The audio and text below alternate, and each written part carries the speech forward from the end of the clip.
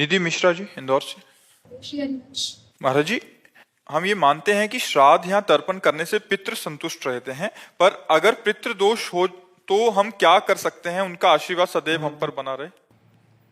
उसे ये प्रश्न तो किसी पंडित से कीजिए जो इन कार्य प्रणालियों को करते हैं।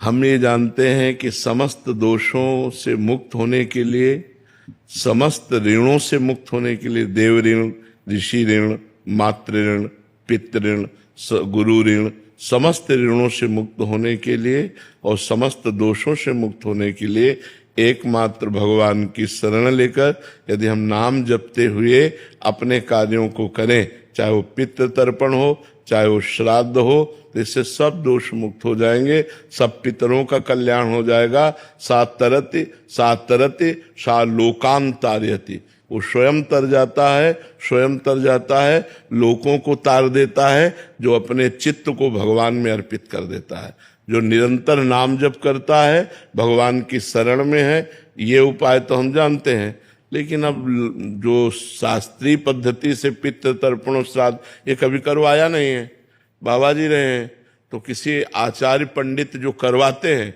उनसे पूछ लीजिए। अगर सबका टोटल पूछ रहे हो कि कैसे कल्याण हो, तो एक उपाय है, सर्वधर्मान परित्यज्य मामेकम शरणम ब्रज अहम त्वाम सर्व पापेभ्यो मोक्षयिष्यामि मा शुचा। भगवान कह रहे हैं, राष्ट्रपति हैं, मुकदमा हार गए, फांसी की सजा हो गई, तो एक उपाय है, राष्ट्रपति माफ कर सकता है, दूसरा ले। तो भगवान अखिल ब्रह्मांडों के अधिपति हैं, उनकी शरण में होकर नाम जप किया जाए, सर्व मंगल हो जाएगा, सर्व मंगल हो जाएगा। तो इसलिए हमारे तो यही उपाय पता है।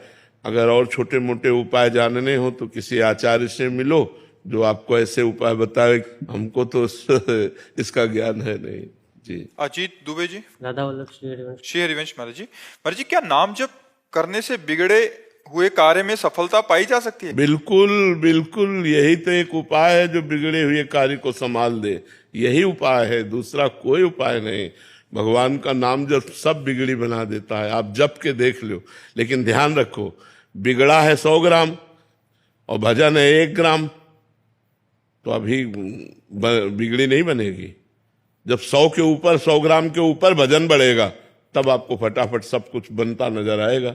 अब होता है कि हमारा पाप है 500 ग्राम और भजन 5 ग्राम है, मान लो हम मानते हैं आप करते हो, तो आपको अनुभव में नहीं आएगा, आनंद अनुभव में नहीं आएगा, क्योंकि जब तक संपूर्ण पाप नष्ट नहीं हो जाएगा तब तक भगवदानंद का अनुभव नहीं होता। इसीलिए कुछ लोग थोड़े दिन भजन करते हैं और देखते हैं कि लाभ तो मिल नहीं रहा, नुकसान हो रहा है। नहीं, भजन तो लाभ दे रहा है, वो आपके पूर्व पापों का नाश कर रहा है, आपका मंगल कर रहा है। भजन कभी व्यर्थ नहीं जाता, अविनाशी परमात्मा का सुमिरन भजन कभी व्यर्थ नहीं जाता।